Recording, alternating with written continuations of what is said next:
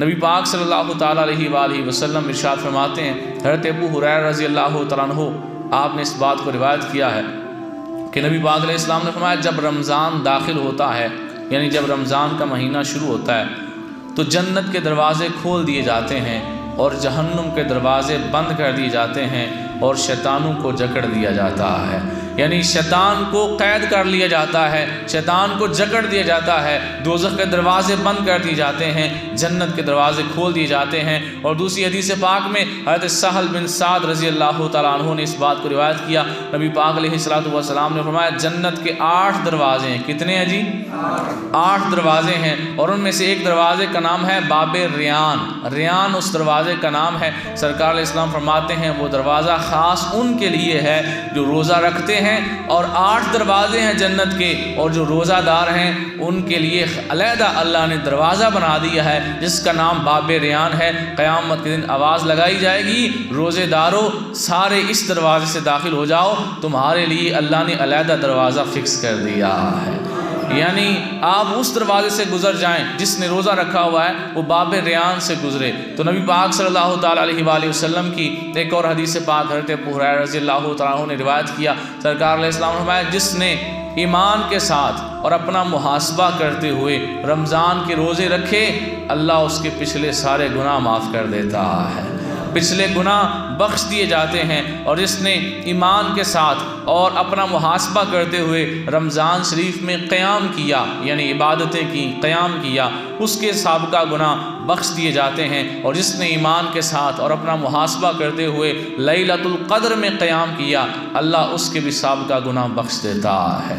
تو یہ برکت ہے رمضان مبارک کی۔ اور ایک اور حدیث پاک میں ہے کہ ایک جمعہ اگلے جمعہ تک اور ایک رمضان اگلے سال کے رمضان تک بیچ میں ہونے والے گناہوں کا کفارہ ہے، یعنی بندہ ایک رمضان روزے رکھتا ہے، پھر بیچ میں کچھ گناہ ہو جاتے ہیں، اگلے سال رمضان آتا ہے وہ پھر روزے رکھتا ہے، رمضان کی قدر کرتا ہے، تو بیچ میں جو غلطیاں ہوتی ہیں اللہ تعالیٰ ان دونوں رمضان کے بیچ میں ہونے والی غلطیاں معاف کر دیتا ہے، وہ مالک بخش دیتا ہے کہ چلو اس نے رمضان کی تو قدر کی ہے، وہ اس وجہ سے اس کے وہ گناہ بخش دیتا ہے۔ اور ایک اور حدیث پاک سبحان اللہ، یہ جب بندہ سمجھ کے پڑھتا ہے تو بندے کو وجد آ جاتا ہے۔ سرکار علیہ السلام نے فرمایا کہ ابن آدم کا ہر نیک عمل، ہر نیکی 10 گنا سے لے کر 700 گنا تک بڑھا دیا جاتا ہے، یعنی ہر نیکی کا عمل، جیسا کہ قرآن پاک میں آپ نے پڑھا ہوگا کہ اللہ تعالیٰ فرماتا ہے من جاء بالحسنۃ فلہ 10 امثالھا، اللہ نے ایک نیکی کی مثال جو ہے اس کے اجر کی مثال 10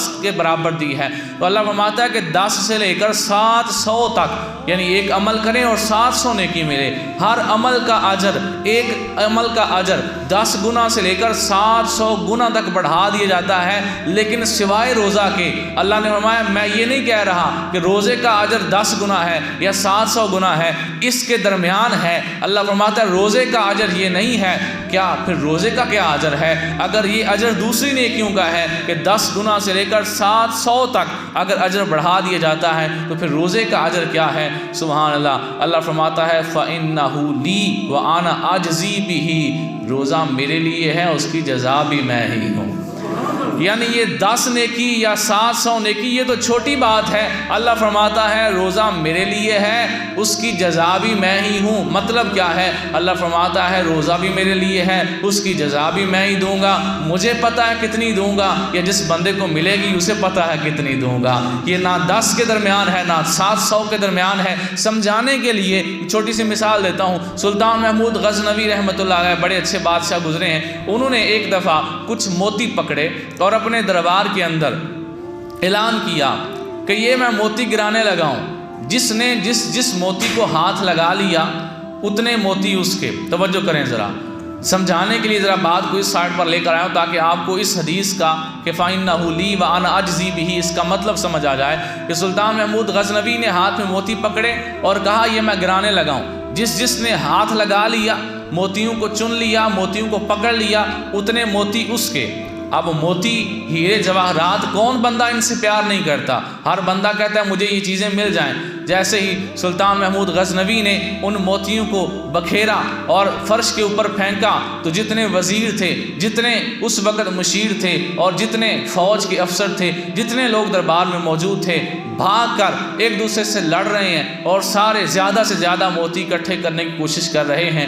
اور ایک سلطان محمود غزنوی کا غلام تھا جس کا نام ایاز تھا۔ سلطان محمود غزنوی اور ایاز کا پیار بھی بڑا مشہور ہے۔ اب ایاز نے کیا کیا؟ اس نے ایک موتی کو بھی ہاتھ نہیں لگایا، وہ تخت کی طرف آگے بڑھتا ہے اور جا کر سلطان محمود غزنوی کے اوپر ہاتھ رکھ دیتا ہے۔